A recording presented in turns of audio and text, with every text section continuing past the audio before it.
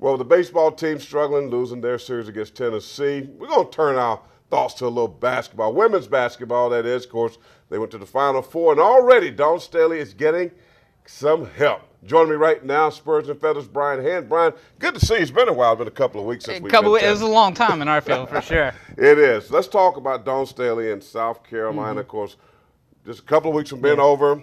Already they lose maybe their best post player in Elisa Welch to the Chicago Sky, and already there's a replacement, a woman that led the ACC in, I guess, the double-doubles and then rebounding. Yeah, you don't replace Lisa Welch. Let's get that out there. Okay, There's a reason you don't replace Lisa Welch. She's one of those program changers. But Dawn's done a pretty good job on it. Somebody's going to fit, and bringing in Sarah Mobio from Virginia, who's already going to graduate in the next week or so. Like you mentioned, led the ACC in rebounding, led the ACC in double-doubles, has 1,000 points in her career, joining a former Virginia All-American and Dawn Staley at South Carolina. It lines up pretty perfectly. She's 6'2". She fits in well. Whether she comes off the bench, she comes in right away. That's the big part to me, is that she's somebody that, you don't have to kind of weed in. She can come in and play right away. And that's what excites me the most about having Mobio. And Brian, I was thinking about the lineup. Elisa's out, so that means Aja Wilson is the young lady that's going to come in. A different kind of player.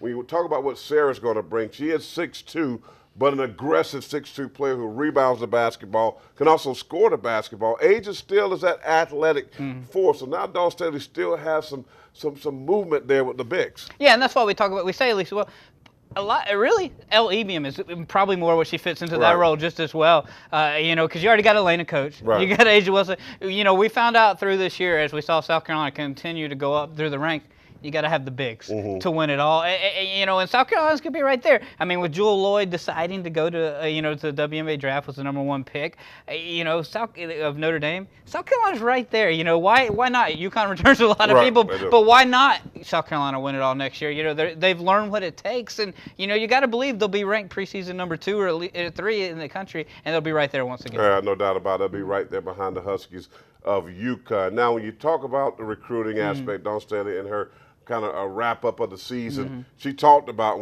replacing Elisa. Well, that's done. Yeah. And now it's the outside shooter thing. I mean, because if we want to say the one area that this basketball team don't do well is shooting the basketball from the perimeter.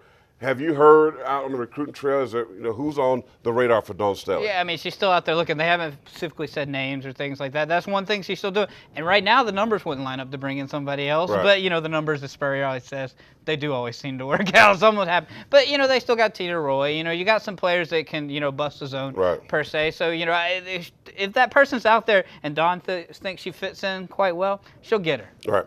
Well, we're talking all Gamecocks on a Monday here with Brian Hand. Of course, we've been away for 2 weeks, taking some time off with all the golf stuff going on.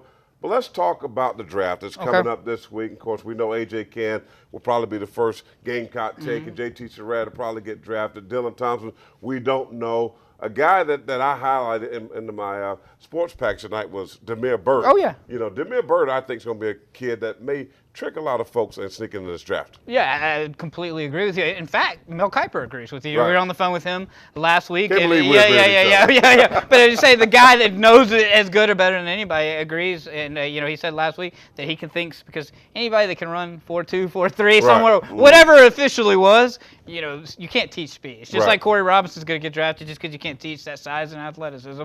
Demir Moore, if he's not drafted, he'll be a preferred free agent. And as for Dylan Thompson, I'd be surprised if he was drafted. I think a team could take a flyer on him 6th, 7th round. But once again, he'll be another kind of preferred free agent. And it wouldn't surprise me if he ends up at an NFL team, just because he's got the same kind of moxie of a Connor Shaw. Some guy that wants to beat you out and come in there and win a job. No doubt about it. Well, Brian Hand's going to be with me for another 30 minutes. Why? Gamecock Baseball Chalk Talk coming up after we wrap Watch Fox News at 10. That's going to do it for sports. We'll be back in just a moment.